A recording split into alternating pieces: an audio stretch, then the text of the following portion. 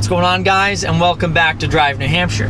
This is the 2011 Audi S4, and it's a small German sedan that packs a big punch. And its factory spec, it's by no means a slouch. 333 horsepower and 325 foot-pounds of torque. But what happens when APR tunes it to stage 2? Let's find out.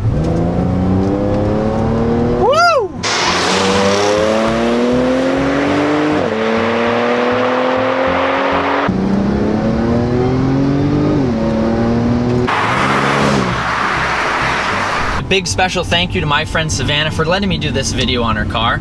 She's a pretty blonde model, and I didn't want her in the video because I knew all your attention would be on her and not me or the car. I know what you were planning. I know you too well.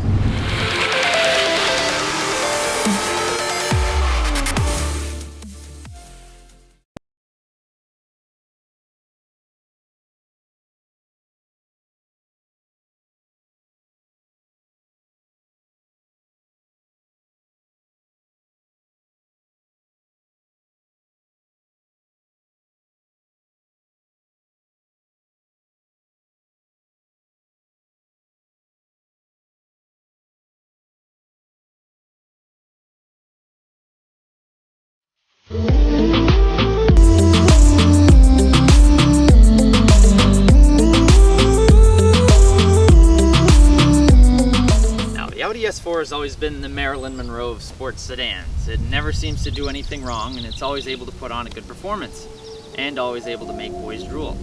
And girls, I guess. This was a car that theoretically saved Audi from the brink and put them back on the map. It must be quite the performer then.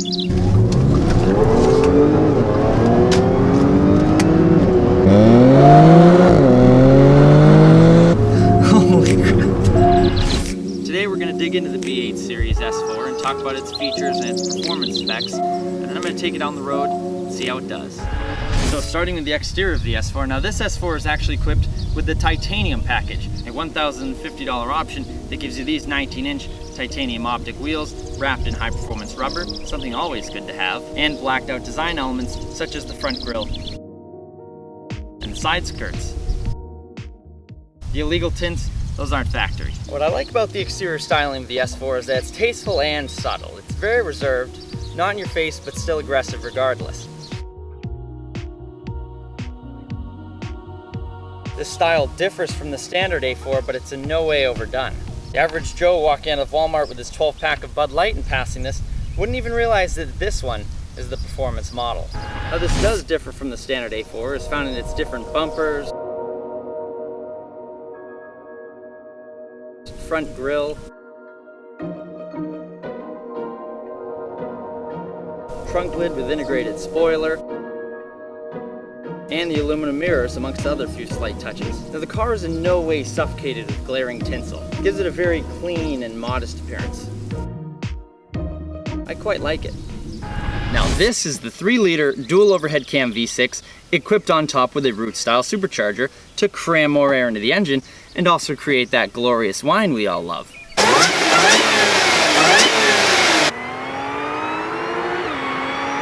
And in little baby Audi stock form, this makes 333 horsepower and 325 foot-pounds of torque. Not small numbers, but could do better. That's why this one is stage 2 tuned by APR, thanks to an ECU upgrade, supercharger drive and crank pulley upgrade, a carbon fiber intake system, and coolant performance system in the form of a massive front-mounted intercooler. Now all this bumps power to 465 crank horsepower and 428 foot-pounds, which at the wheels equates to 396 horsepower and 365 foot-pounds of all-wheel Quattro torque.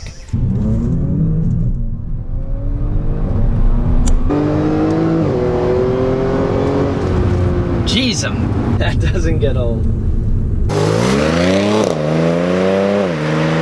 Now, rear trunk space in the S4 is actually surprisingly good for being a smaller car. The nice thing about it is that it's actually rectangular. The wheel arches don't come in and take up space and make it so that it's an odd area. I was able to put 3 tripods and a giant camera slider in here with 2 backpacks completely comfortably. Very nice, and it's very rare to have this completely clean rectangular trunk space. So thumbs up to you, Audi, for that. You can also fold the rear seat down and make even more room. Now, the interior of the S4 is dressed in quality materials everywhere you touch. I'm sitting in these nice wingback seats that are sheathed in black and red magma leather. These seats are even heated for additional luxury. And these give great support and sit the pilot in a terrific driving position. This whole cockpit is very sporty without doing away with comfort, and I love that about it.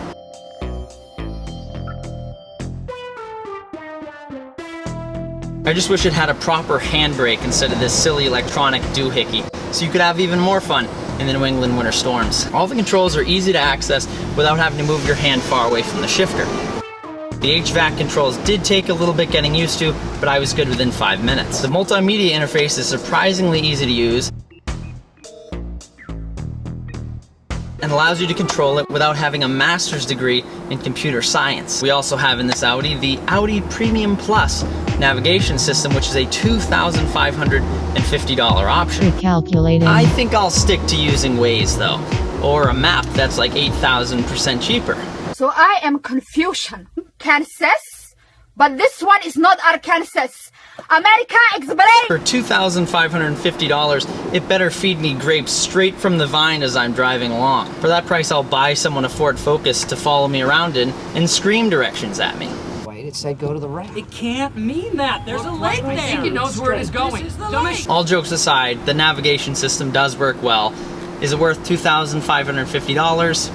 I'll leave that up to you. This S4 is also equipped with a Bang & Olufsen premium sound system, an $850 option, but well worth it in my opinion, especially if you're like me, you like to listen to your music at deafening levels until your ears bleed. It sounds brilliant, and it's much more highly engineered than you going onto Amazon and picking the coolest radio deck you can find just because it changes color. Now, because this is a four-door saloon car, I am gonna have to make a fool of myself and climb into the back and see if I fit. Now, as I said before, I am 6'5", so me sitting behind myself is actually impossible. And like the CTS VR I viewed a few weeks ago, if I were to shut the door while sitting in the back seat, I would, of course, have to cut off my leg, or I could crush it and hope it doesn't break.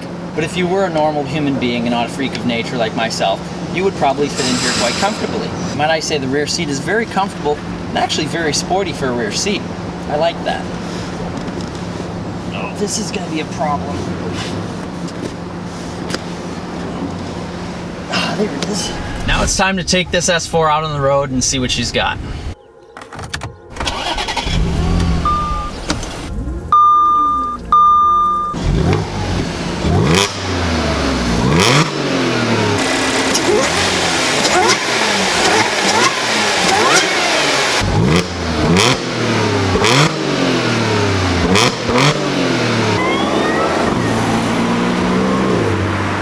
Now, the first thing you notice about driving the Audi S4 is the steering. This is some of the best steering I've felt in a car, to be completely honest. It is nicely weighted and it gives great feedback to the driver. But just feels a little bit better when it's in dynamic mode. You have great road feel through the steering rack, and I think the only way to feel the road more would be to open the door, stick your hand out, and drag it across the ground. This steering lets you know exactly everything that's going on with the car. That steering combined with the Quattro all-wheel drive system makes this car's cornering ability phenomenal.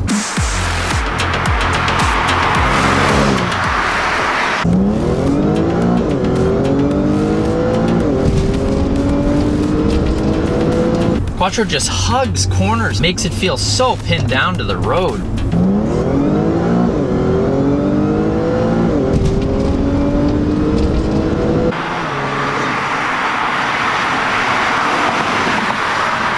This is a very fun car to throw around, but put it in dynamic mode and everything's turned up right to 11. And that is also in part due to the optional sport rear differential package that this car has.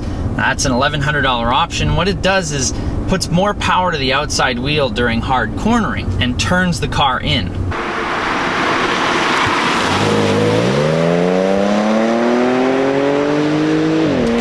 But it doesn't feel like someone is kicking the back end in. It more feels like the car has rear wheel steering. It's quite the experience and it's well worth the money in my opinion. The gauges are extremely clean. They're very, very cool looking. The steering wheel is great to hold, has nice 10 and 2 notches, and of course you have the paddles in the back. And you can clearly see the gauges so you know just how much over the speed limit you're going. This ride is just firm enough to make driving this car fun and agile, but soft enough to not make it uncomfortable, and that is the perfect balance to have, especially on a sports sedan like this.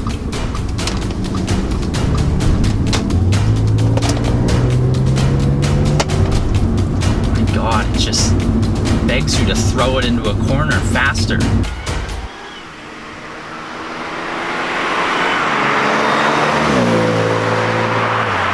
Man, this thing just hugs the road.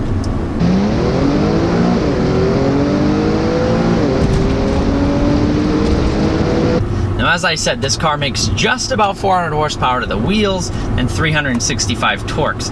That sprints this thing 0 to 60 miles an hour in. Actually, let's find out, because this one's tuned.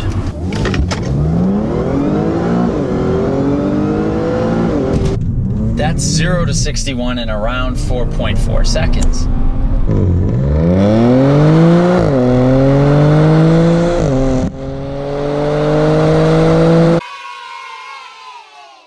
In stock form, this will do 0 to 60 in just over 4.5 seconds, and that was actually Porsche Cayman S territory at that time. Now this, with Stage 2, it'll massacre it. Supercharged V6 pushes the S4 to a top speed of 250 kilometers an hour, or 155 miles an hour. With these upgrades in place, I bet it could go faster, but to be honest, I'd like to keep my testicles where they are. There's a cop. This isn't gonna end well.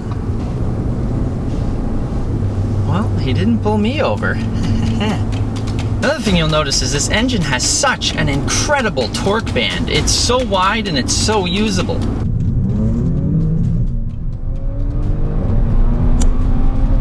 Peak torque is made at 4,200 revs and horsepower kicks max at 6,800. Now, the previous generation S4 did have a 4.2 liter V8. And I am a big fan of V8s. But even though there was a slight loss in power from downsizing, one thing was gained, and that comes in the form of balance. You see, the previous V8 put 62% of the car's mass over the front wheels.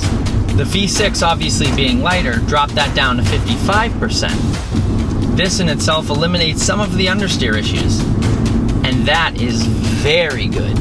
Speaking of mass, this S4 did spend a little more time on the treadmill and shed a few more pounds than its older brother. This S4 weighs in around 3,700 pounds in the automatic. You probably heard me mention that this was an auto, and yes, you all know I am a big manual transmission fan. All of my cars are stick shift, and I don't know what I would do without it. This S4 is equipped with a 7-speed S-tronic dual-clutch paddle-shifted automatic, as opposed to the 6-speed manual. But to be completely honest with you, I have no complaints about this gearbox at all. It's so smooth, and it still boasts the ability to play around with your shifts.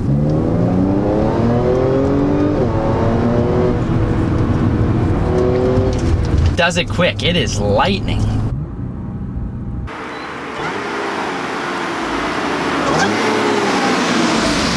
When I was reading up on this car, people actually said the manual gearbox is a little bit wide for their taste. It's a little bit odd, takes a little bit getting used to. I didn't hear many great things about it.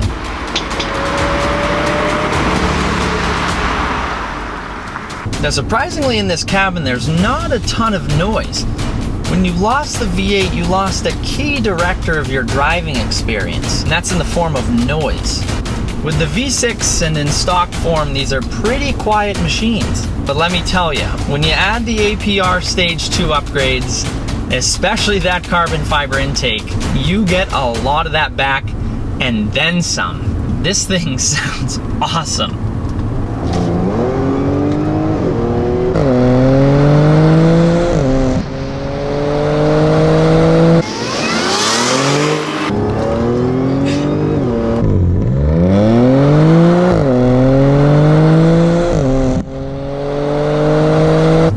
You can definitely hear that supercharger screaming under the hood.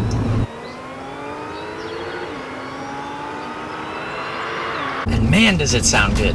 It's such a visceral experience having the beautiful whine of the supercharger combined with the grunt of the exhaust note out the back.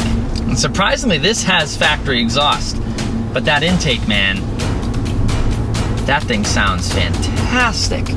It's engine noise, it's beautiful, it's crisp, it's pure. I could put a supercharger on everything I own. The lawnmower, hell, even the dog would get one.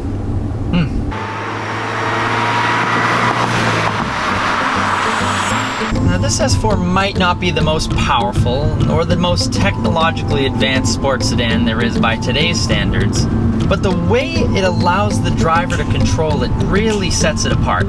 You can drive this thing on the limit without being afraid it's going to bite you in the end or do its best Mustang impression. Just kidding, I love Mustangs. But driving this thing on the edge of its limits and not being scared for your life is sometimes a nice trait to have, especially when it's in a nice, luxurious little package like this. This thing puts a smile on your face, and what could be better than that? This hits the absolute bullseye on usable everyday performance. The whole package just comes together so well.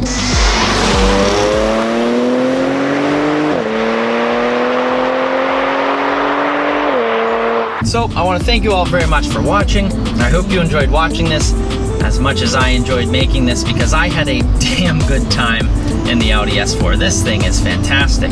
It's awesome. So be sure to browse the channel, check out my other videos, and subscribe if you haven't. Comment down below and let me know what you'd rather have. Would you rather have, say, an M3 or a C63 or a bigger or smaller S car? That's it for me today. I'll see you guys in the next video. Happy motoring.